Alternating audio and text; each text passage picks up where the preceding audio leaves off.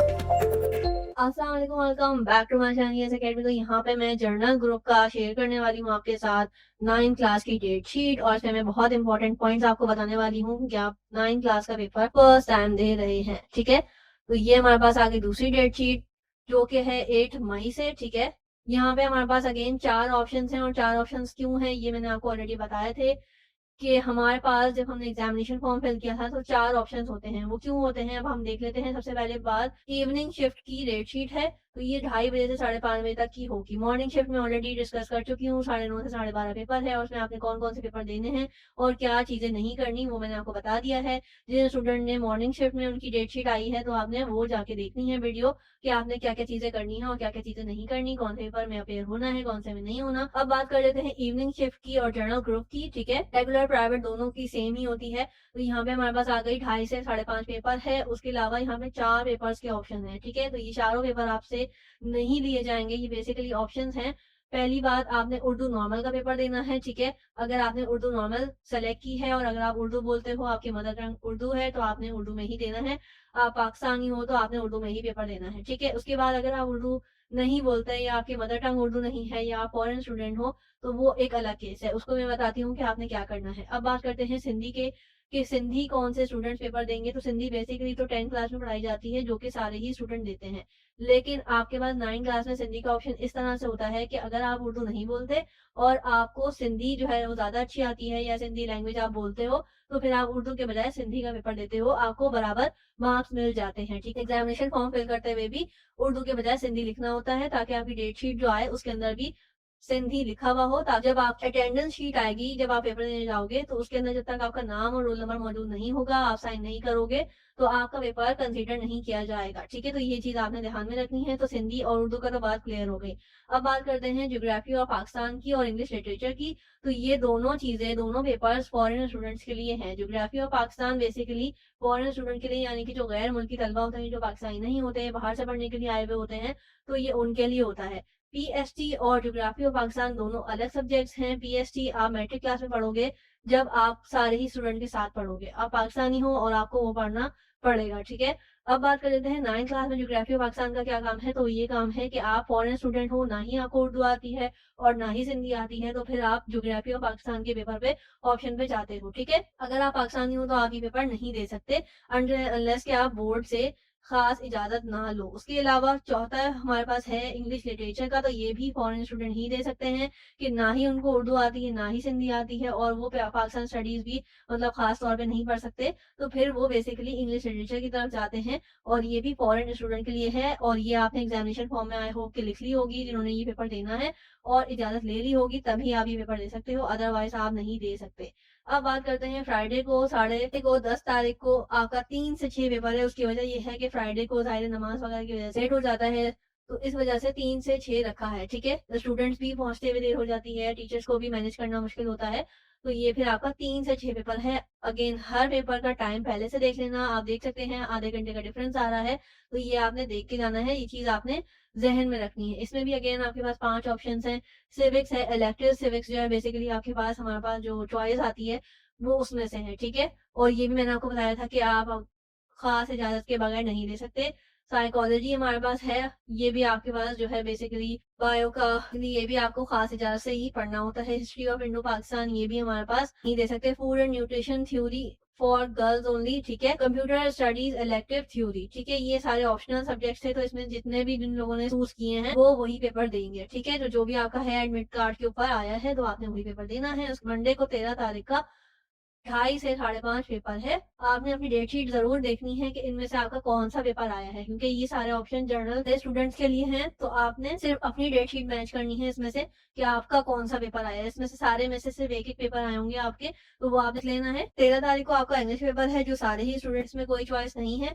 ठीक है, ये हमारा 2:30 से 5:30 ही है। अगेन ये सिर्फ फ्राइडे की वजह से टाइमिंग चेंज हुई थी 3 से 6, आपने हर पेपर में नहीं करना। ठीक है, बात कर लेते हैं फ्राइडे की, 17 तारीख को 3 से 6 दोबारा, क्योंकि ये फ्राइडे है और इस्लामियत का आपका पेपर है। दूसरा ऑप्शन हमारे पास है रिलीजियस स्टडीज का।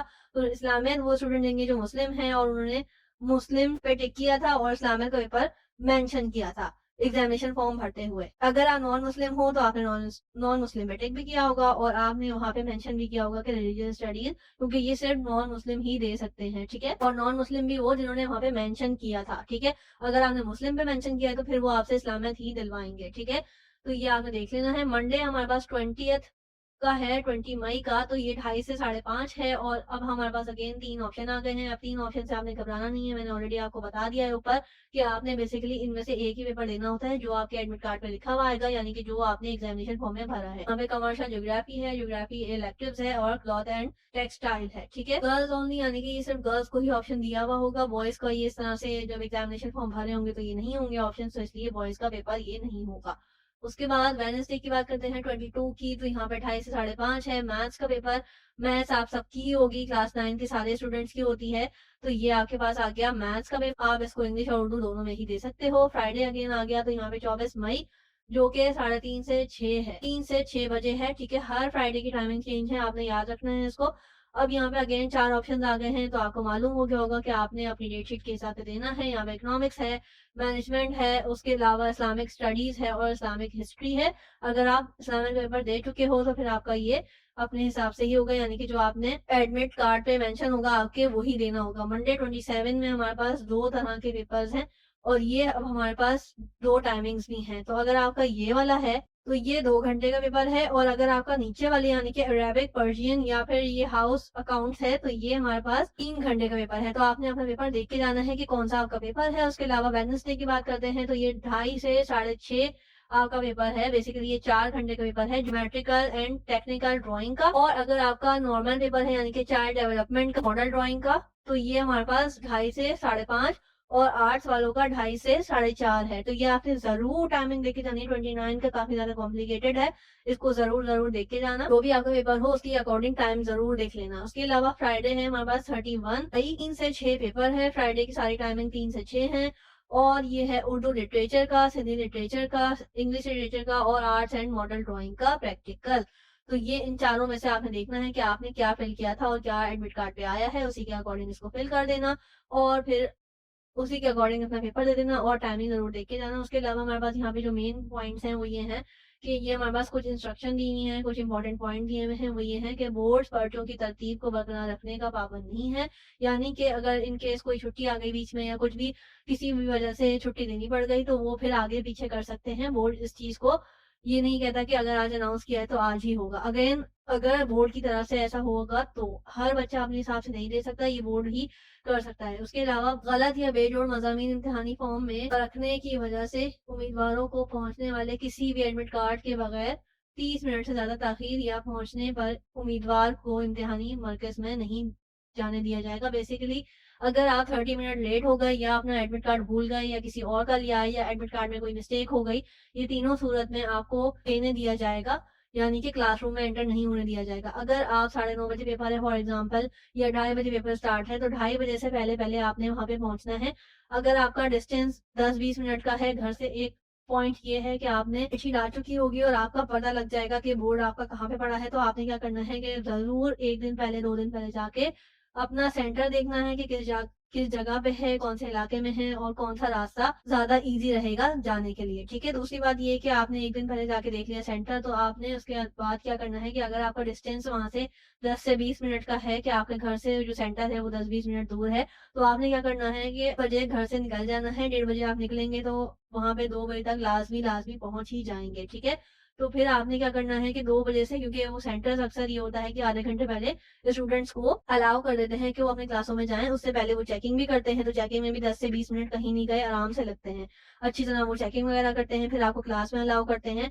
तो अगर आपका पेपर 2:30 बजे स्टार्ट होना है तो वो आपको 2:15 बजे लाज़मी क्लास में एंटर होने देंगे और क्लास में से बैठा देंगे ताकि आप अपना रोल नंबर वगैरह देख के आराम से बैठ जाओ, ठीक है। 2:30 बजे तो पेपर स्टार्ट हो जाएगा, तो उससे पहले पहले वो आप क्लास में जाने देंगे। तो उससे पहले चेकिंग भी करेंगे, तो आपने वो आधा पौना घंटा लाज़मी दिमाग में रखना है कि ये भी आपको रिक्वायर्ड है। ये नहीं कि आप 2 बजे निकले हैं और 2:20 पे 2:15 पे आप जो है वो समझ रहे हैं कि मैं क्लास में चला जाऊँगा।